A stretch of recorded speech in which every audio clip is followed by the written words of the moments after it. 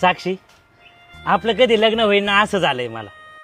पण ऋषी, मला स्वयंपाकच करता येत नाही रे. अगं तू माती जरी चारली ना तरी खाईन मी खाईन वय माती. अरे उग हिचा बाप करोडपती आहे ना, म्हणून हे चाळे चाललेत.